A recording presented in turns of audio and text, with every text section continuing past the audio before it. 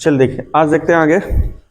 कल श्रेणी क्रम पढ़ रहे थे, सीरीज कॉम्बिनेशन प्रतिरोध वाला, उसी का समांतर क्रम, पैरेलल कॉम्बिनेशन ऑफ रेसिस्टर, समांतर क्रम संयोजन।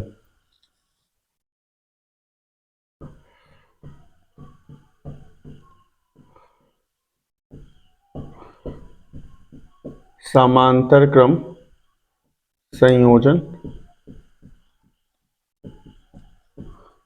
Parallel combination.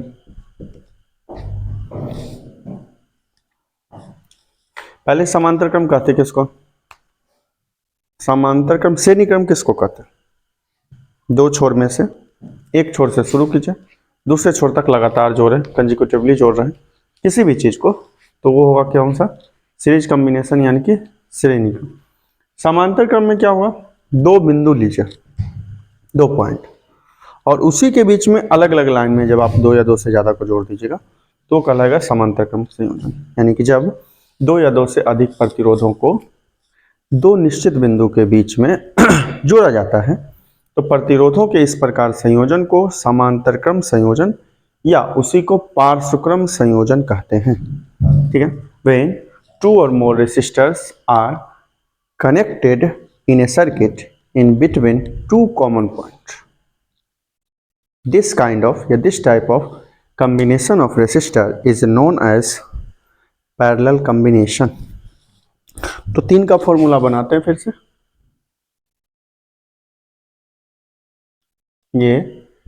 ये मान लीजिए पहला पॉइंट ए है और ये कोई दूसरा पॉइंट बी। इसके बीच में पहला रेसिस्टर है, इसके बीच में दूसरा रेसिस्टर है और इसी के बीच में ये तीसरा रेसिस्टर है, R1, R2, R3। और ये पोटेंशियल डिफरेंस है, सेल भी, विभवांतर भी।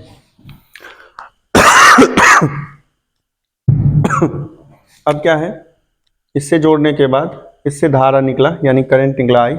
जब तक वायर एक है, यानी कि तार एक है, तब तक आई ही होगा।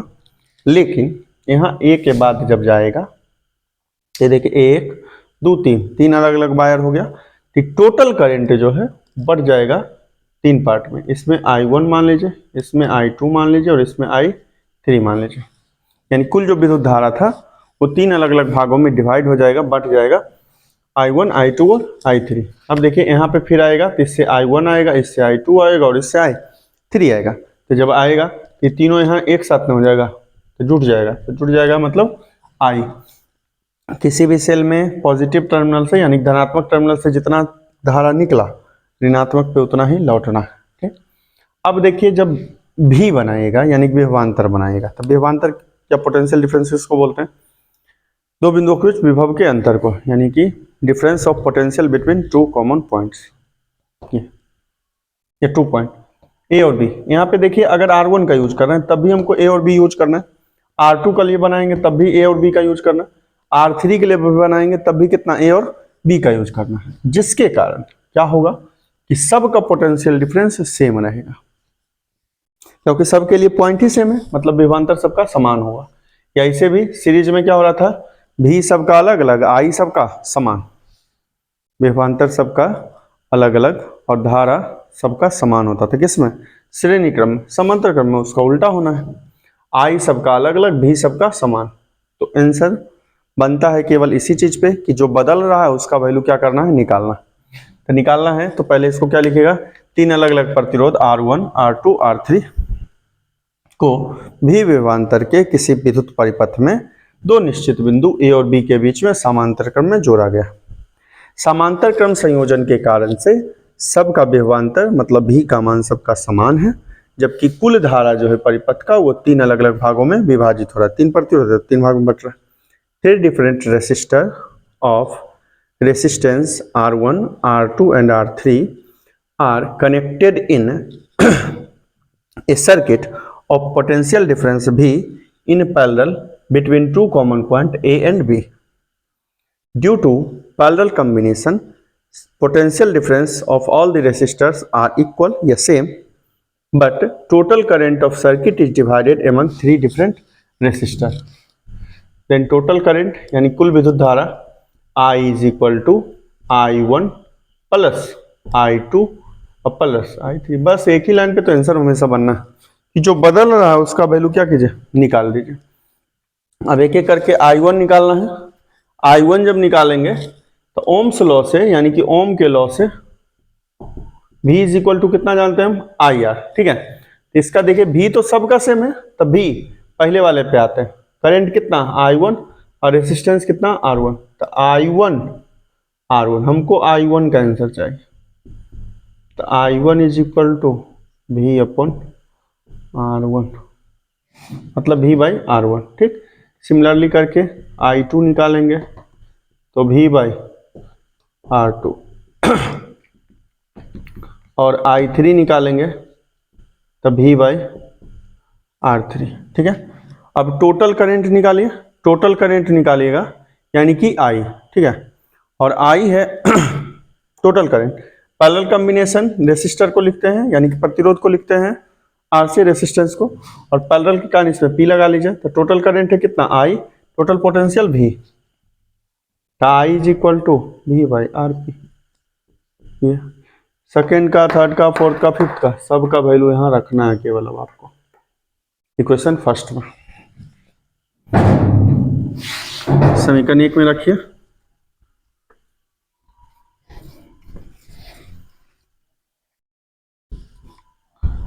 I का हो जाएगा कितना, V बाई RP. I1 का V बाई R1. I2 का V बाई R3. I3 का तो V बाई RP.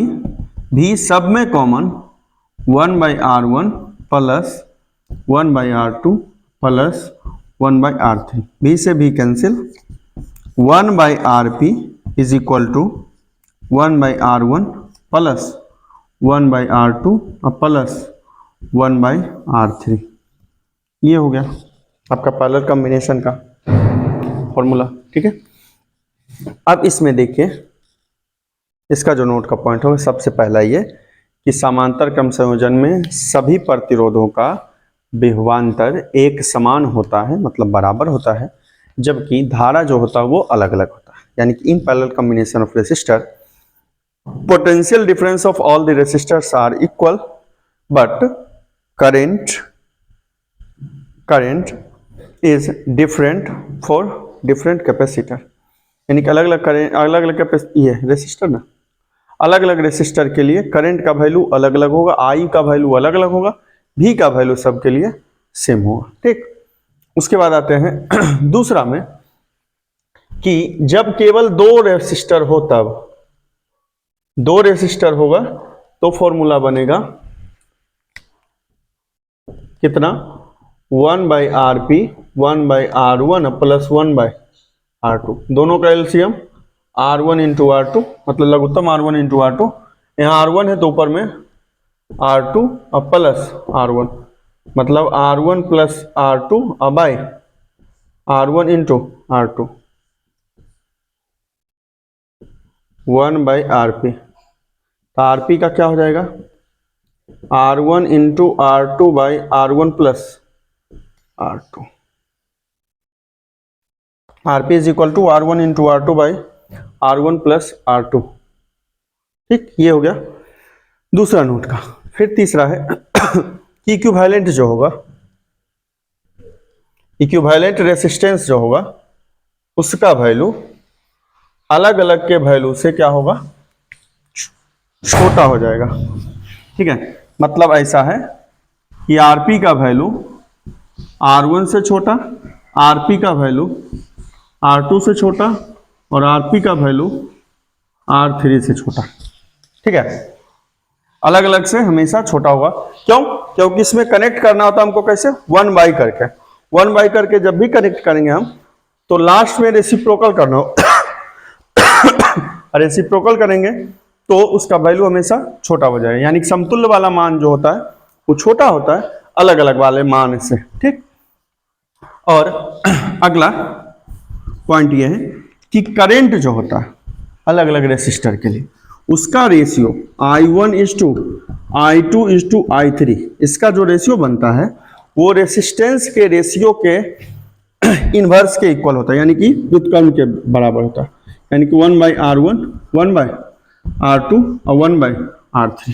ठीक है, तब V/R1 V/R2 I1 अगर निकाल रहे हैं तो क्या आंसर बनेगा? V/R1 I2 का V/R2 और इसका V तो कैंसिल इन हो जाएगा, क्या बचेगा आंसर? 1/R1 1/R2 1/R3 ये।